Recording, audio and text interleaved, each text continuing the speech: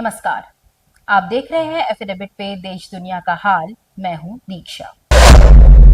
गोरखपुर के Neena Thapa inter college के intermediate के छात्रों ने फेल होने पर भारी संख्या में कलेक्ट्रेट पहुंचकर जिलाधिकारी को ज्ञापन प्रेषित किया। नीना थापा इंटरमीडिएट कॉलेज के छात्रों ने बताया कि हम सभी नीना थापा इंटर कॉलेज के छात्र हैं। सभी छात्रों ने यूपी बोर्ड इंटरमीडिएट का परीक्षा दिया था, जिसका सेंटर डीवी इंटर कॉलेज में गया था। हम सभी को 3 सब्जेक्ट में फेल कर दिया गया है। हम सभी का मानना है कि हमारे स्कूल के एक छात्र सत्यम कुमार गौड़ और दूसरे विद्यालय के एक छात्र से आपसी विवाद ने हमारे स्कूल के छात्र द्वारा अनजाने में दूसरे छात्र के सिर पर वार करने से उसकी सिर के अत्यधिक खून बहने के दौरान उसकी मृत्यु हो गई, जिसके कारण हम सभी छात्रों को उसका दंड भुगतना पड़ रहा है, जिसकी वजह से हम लोगों को फेल किया गया है। आप लोग यहाँ पे आए नीना थापा इंटर कॉलेज के स्टूडेंट हैं। हमारे स्कूल में ये 12th क्लास का बोर्ड का पेपर हुआ था जो डीवी इंटर कॉलेज में गया था। उसमें हम लोगों को 3 सब्जेक्ट में फेल कर दिया और 2 सब्जेक्ट में अच्छा खासा मार्क्स मिला है और 3 सब्जेक्ट में सारे स्टूडेंट को फेल कर दिया गया जो हमारे क्लास के स्टूडेंट। पेपर दिए थे तुम लोग? हम लोग पेपर दिए थे। लड़कियों को छोड़ के जो सेंटर गया था लड़कों का, उन लोगों को फेल कर दिया गया है। और वहाँ मामला ये हुआ था कि हमारे क्लास का एक स्टूडेंट था, वहाँ से एक बच्चे से झगड़ा हो गया था दूसरे स्कूल में। उसके वजह से हम लोग को लगता है उसी की वजह से फेल हुआ है। उस लड़के को हमारे क्लास का जो लड़का था उसको पत्थर मार करके उसका हत्या कर दिया। उसके वजह से हमारे स्कूल के बच्चों को फेल कर दिया गया। UP first, mission first, UP वाले फर्स्ट। लोक जनशक्ति पार्टी रामविलास के महानगर गोरखपुर की संगठनात्मक समीक्षा बैठक मुख्य अतिथि बिहार बलरामपुर के विधायक व मुख्य संचेतक संगीता देवी के नेतृत्व में पार्टी के कार्यकर्ताओं और पदाधिकारियों के साथ सर्किट हाउस सभागार में हुई।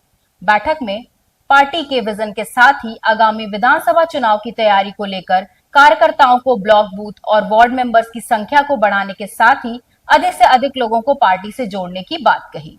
हमारे बिहार प्रदेश प्रभारी आदरणीय अरुण भारती जी के दिशा निर्देश पर हम लोग काम करते हैं। उनका दिशा निर्देश पर आज यहाँ उपस्थिति में है।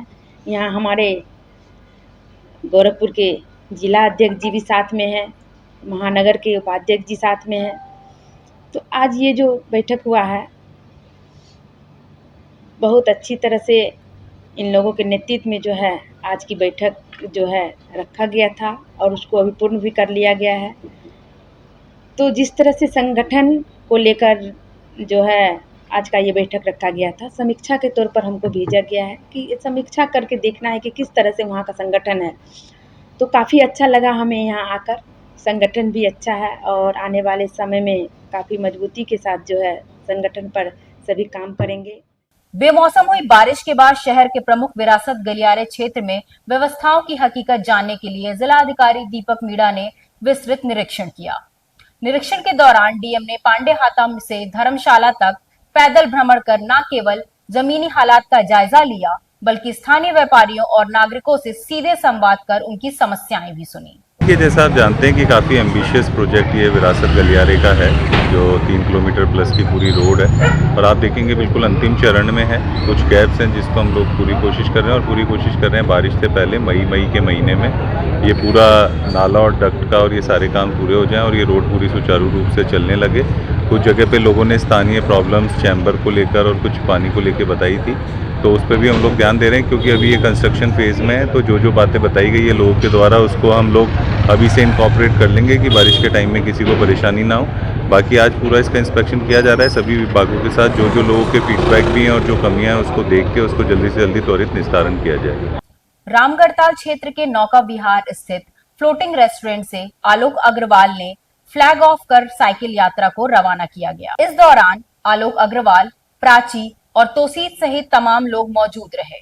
सीएम योगी और देश के प्रधानमंत्री द्वारा देश के अमर सपूतों व शहीद जवानों को लेकर युवाओं में जोश भरना, देशभक्ति जगाना अब चरितार्थ हो रहा है। कारगिल में शहीद जवानों की याद में उनकी स्मृति को ताजा करने के लिए एक 20 साल के नौजवान ने शुरू की कारगिल तक साइकिल यात्रा। मेरा नाम शिवम पटेल है, मैं करौता का रहने वाला हूँ और मैं अपनी साइकिल यात्रा करौता से कारगिल कर रहा हूँ, जो कि 2500 किलोमीटर की यात्रा है। और इस यात्रा में मैं एक वर्ल्ड रिकॉर्ड बनाने वाला हूँ और ये यात्रा ट्रिब्यूट है उन सोल्जर्स को जो भारत के मिट्टी के लिए अपने प्राणों की आहुति दे दी है कारगिल में। और मैं कोशिश करूँगा कि यात्रा के दौरान जहाँ भी मेरी सेमिनार हो और जहाँ भी मैं लोगों से मुलाकात करूँ वहाँ भी पर्यावरण संरक्षण का मोटिव लेके चलूँ मैं सबको सुधार नहीं सकता, लेकिन मेरी एक मोटिव है कि मैं पर्यावरण संरक्षण पे काम करूं और लोगों को जागरूक करूं।